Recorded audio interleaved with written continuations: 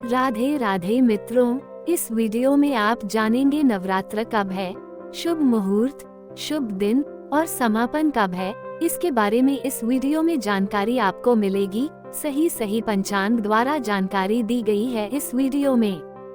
भारतीय संस्कृति और परंपराओं में त्योहारों का विशेष स्थान है। ये त्योहार न केवल हमारी सांस्कृतिक विरासत को सहेजते हैं, बल्कि समाज में एकता, प्रेम और श्रद्धा की भावना को भी प्रबल करते हैं। इन्हीं महत्वपूर्ण त्योहारों में से एक है नवरात्रि, जो देवी दुर्गा की आराधना का पर्व है। नवरात्रि का शाब्दिक अर्थ है 9 रातें, और इस अवधि में भक्तगण मां दुर्गा के 9 रूपों की पूजा अर्चना करते हैं।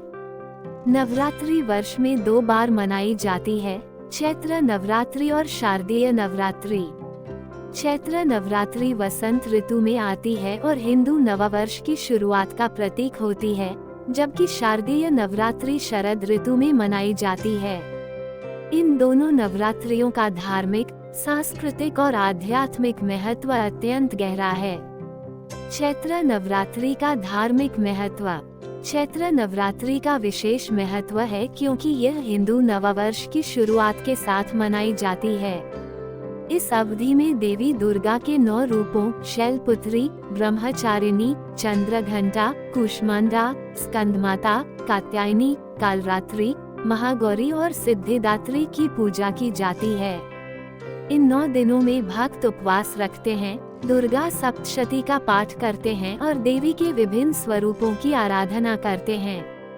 ये पर्व आत्मशुद्धि, आत्मसंयम और आध्यात्मिक उन्नति का अवसर प्रदान करती हूँ। इस वीडियो को शुरू से अंत तक जरूर देखना, तभी आप समझ पाएंगे इसका शुभ मुहूर्त और कलश स्थापना और समापन तिथि कब है। जो मेरे चैनल पर पहली बार है, वो मेरी वीडियो को लाइक और सब्सक्राइब जरूर कर दे। कमेंट में जय माँ दुर्गा जरूर लिखें। पूजा विधि और अनुष्ठान। घट स्थापना। कलश स्थापना। नवरात्रि के पहले दिन शुभ मुहूर्त में मिट्टी के पात्र में जौ बोकर उस पर जल से भरा कलश स्थापित किया जाता है। कलश पर आम के पत्ते और नारियल रखकर देवी का आह्वान किया जाता है। दैनिक पूजा। 9 दिनों तक देवी के विभिन्न रूपों की पूजा की जाती है।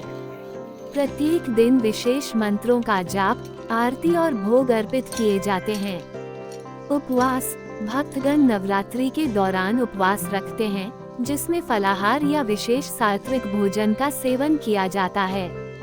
उपवास आत्मसंयम और आत्मशुद्धि का प्रतीक है।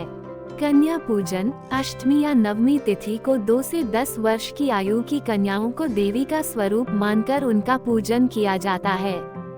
उनके चरण धोकर, तिलक लगाकर, भोजन कराकर और उपहार देकर आशीर्वाद प्राप्त किया जाता है। नवरात्रि का सांस्कृतिक और सामाजिक महत्व।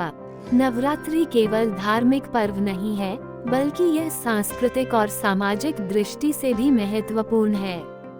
इस दौरान विभिन्न स्थानों पर रामलीला, गरबा, डांडिया जैसे सांस्कृतिक कार्यक्रम आयोजित किए जाते हैं, जो समाज में एकता और सांस्कृतिक समृद्धि को दर्शाते हैं।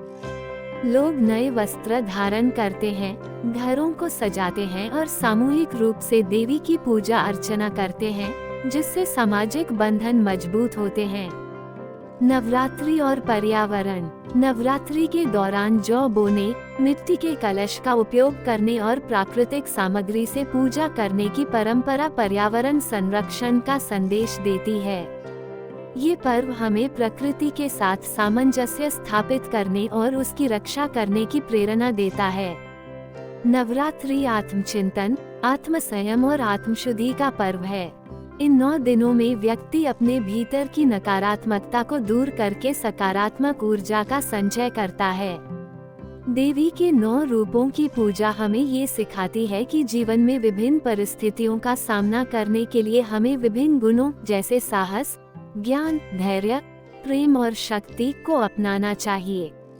घट स्थापना मुहूर्त। चैत्र नवरात्रि में घट स्थापना के लिए शुभ मुहूर्त 30 मार्च को सुबह 6:34 से सुबह 7:23 तक रहेगा।